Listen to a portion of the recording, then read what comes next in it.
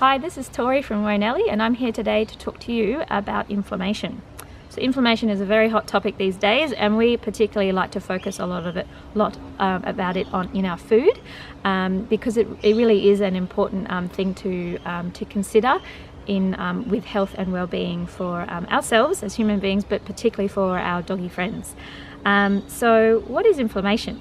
Inflammation is a natural immune response by the body. So it happens all the time, every second of every day inside of our bodies. And basically, we have white blood cells in our body. These are our immune cells. They're like our little soldier cells, and they go around the body mounting responses to things, attacking things that shouldn't be inside of our body, really, or that our immune cells recognize as being foreign or being toxic, or being able to potentially cause some sort of tissue damage or harm. So we want to get rid of these things. These things could be bacteria or viruses. They could be random food compounds that it doesn't recognize, or chemicals that are coming in through the environment, or they could be also things that are being manufactured or created in the body, just due to natural daily processes. But normally our body keeps those in check by producing small amounts of inflammation all the time. It's completely natural, and it is a good process, but it should only be happening short term and acutely. The problem arises with inflammation is when it continues on, and when we continue to have these inflammatory responses long term and chronically. The inflammation response, as you may well be aware, causes things like swelling to an area where there might be a pathogen or some sort of damage happening, and also pain. Pain is involved with that swelling, but also chemicals are produced in inflammation, and these chemicals can also cause tissue damage. So what happens long term with chronic inflammation is we get chronic tissue damage. So it's actually ironic that our immune systems are trying to defend ourselves from long-term harm and tissue damage, but that's inflammation long-term actually can cause that. So inflammation is supposed to be happening acutely and short-term, and it's supposed to resolve itself quickly, and our body's supposed to get back into fine balance very quickly. So why do we want to reduce, I've said that, why do we want to reduce chronic inflammation? Because it causes tissue damage long term. It also is the root cause of most chronic degenerative diseases, so things like cancer and diabetes and obesity, also a lot of autoimmune diseases. These are all chronic inflammatory diseases, and so another core reason why we want to target inflammation within our diet and lifestyle and things like that.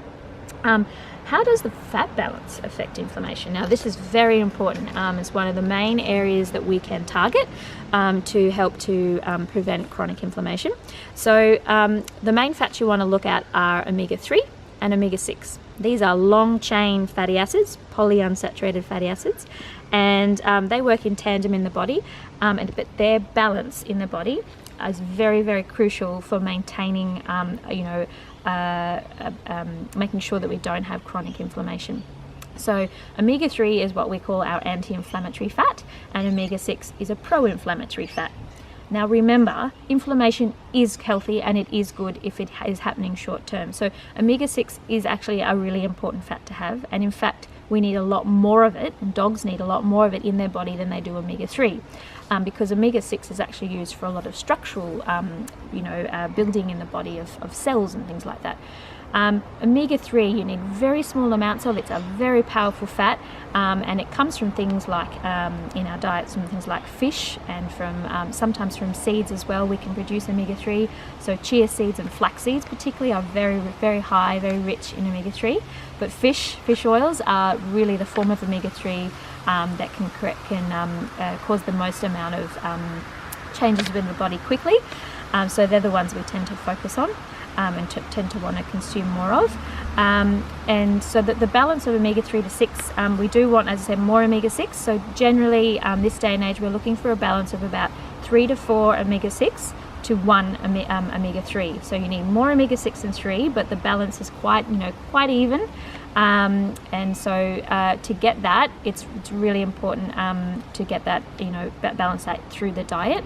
Our body doesn't doesn't produce these fats, and the dog's body don't produce these fats naturally, so we only get them through the food source. So this is why with Wonelli we try and put a lot of effort into balancing the fats in each of our recipe, so that your dog is basically eating an anti-inflammatory food. How else is Wonelli good at reducing inflammation? So we've got the fat balance right, so we've used things like fish, like mackerel, we've also used the chia and the flax seeds and things like that, and we've balanced them in proportion to the fats that naturally occur in the proteins that we use. So for example, chicken or beef, things like that, they have different ratios of fat, so we look at those and we make sure we balance those out with extra other foods that are particularly high in omega-3. We have amazing ingredients like turmeric and ginger, which aren't fats of course, but they have very, very potent anti-inflammatory properties, and they work on hormones in the body that are created in the inflammatory response, so they help to quell those and to dampen the fire of inflammation. So turmeric and ginger for everyone, but for doggies especially, can be really, really powerful, and particularly when they're fermented, which is what we do with our Nelly Belly ferment. So fermenting them just activates them even further and gets them into our system and digested better. So that's inflammation and anti-inflammatory foods from Wonelli, and we're really excited to keep working on this for you and developing new ideas and new recipes, so your doggies can stay in good health long term.